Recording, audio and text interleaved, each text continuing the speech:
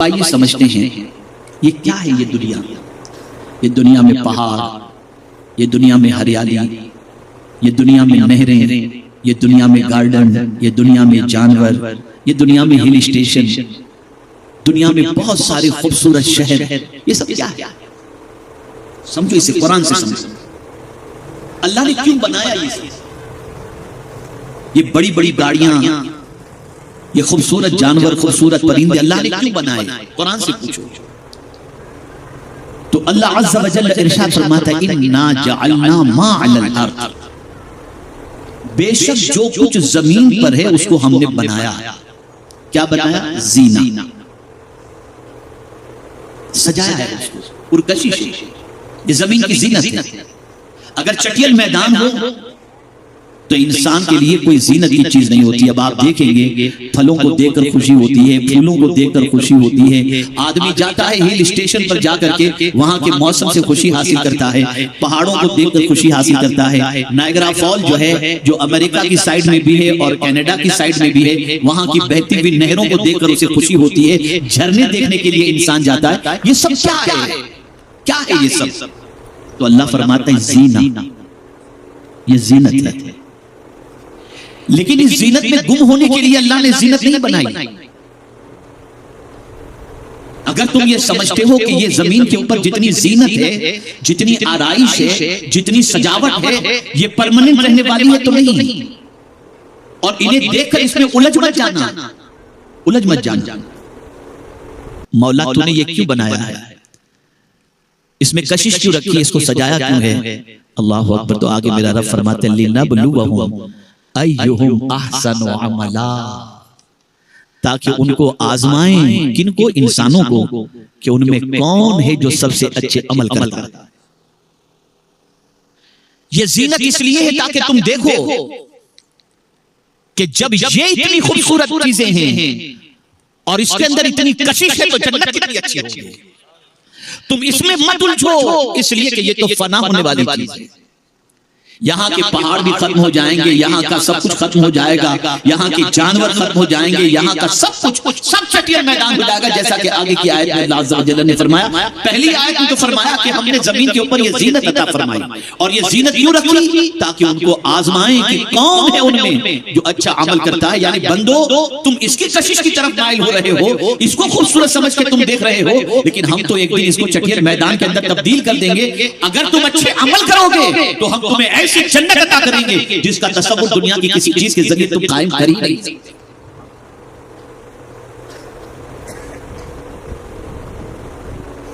امام غزالی رحمت اللہ تعالی علیہ نے بڑے اچھے انداز سے اس کی وضاحت فرمائی۔ ارشاد فرماتے ہیں کہ ایک ہے عقل مند انسان اور ایک ہے بے وقوف انسان۔ اب عقل مند کسے کہا انہوں نے؟ غور سے سمجھیں، عقل مند کسے کہا؟ فرماتے کہ ایک میزبان ہے، اس نے گھر کو سجایا، مختلف قسم کی چیزیں اس کے لیے، مہمان کے لیے اس نے سجائیں دسترخوان پر، اور عطر کا چھڑکاؤ کیا۔ یہ ساری چیزیں اللہ ایک میزبان نے کی، سب کچھ اس نے سنوارا اور ساری چیزوں کا اس نے اہتمام کیا۔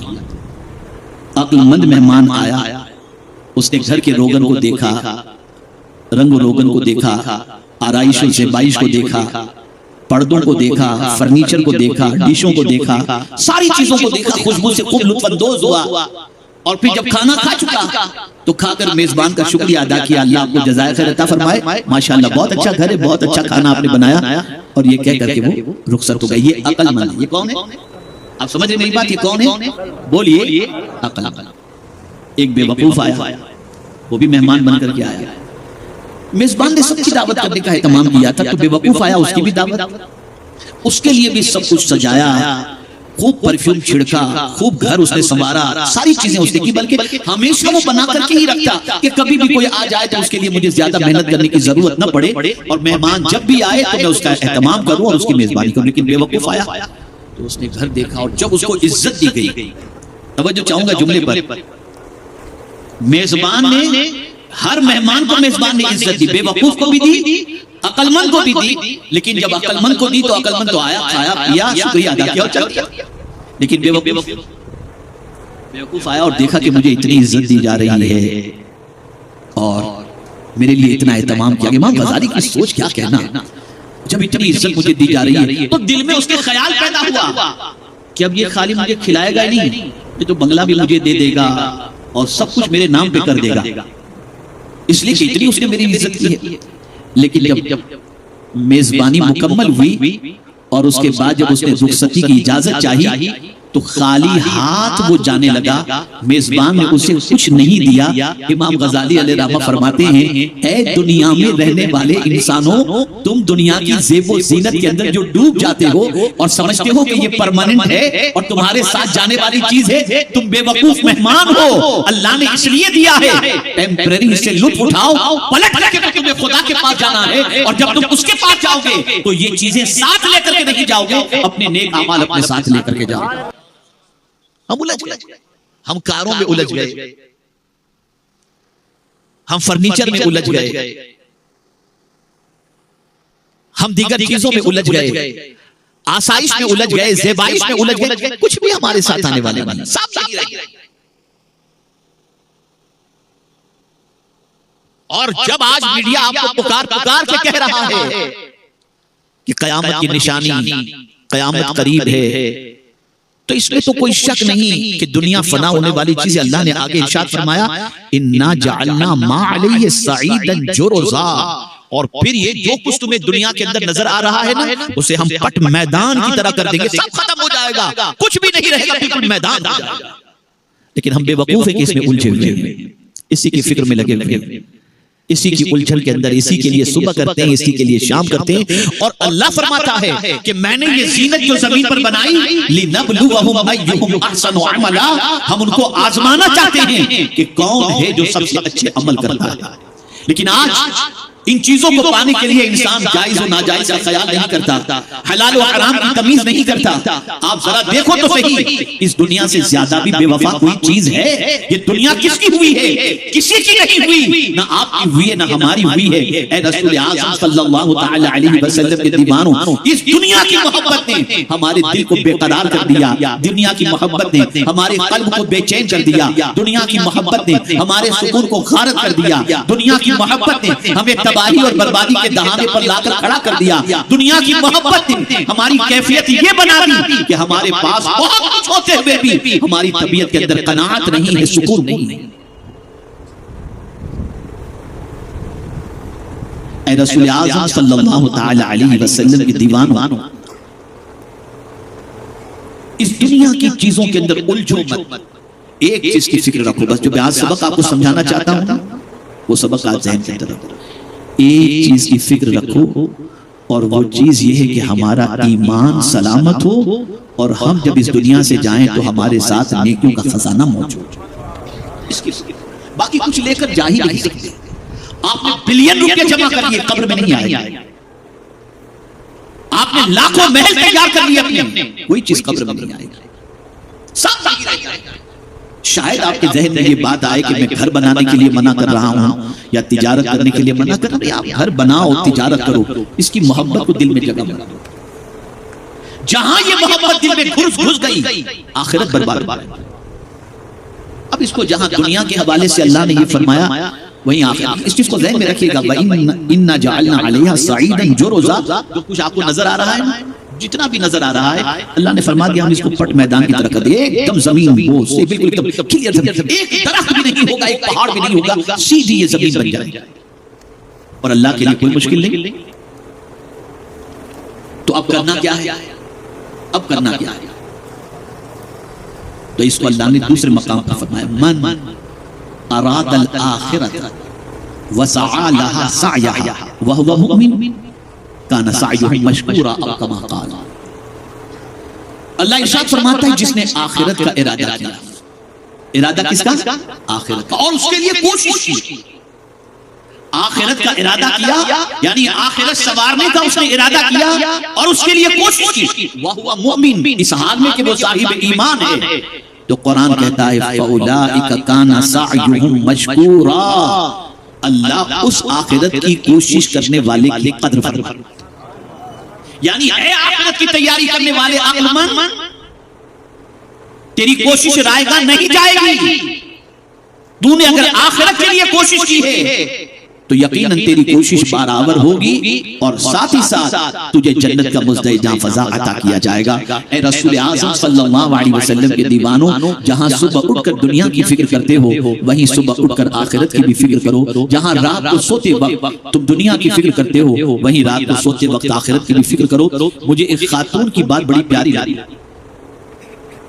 وہ کہتی ہیں کہ حضرت میں رات کو جب بھی سوتی ہوں نا تو خوب توبہ استغفار کر کے سوتی ہوں، خوب اللہ سے معافی مانگ کے سوتی ہوں.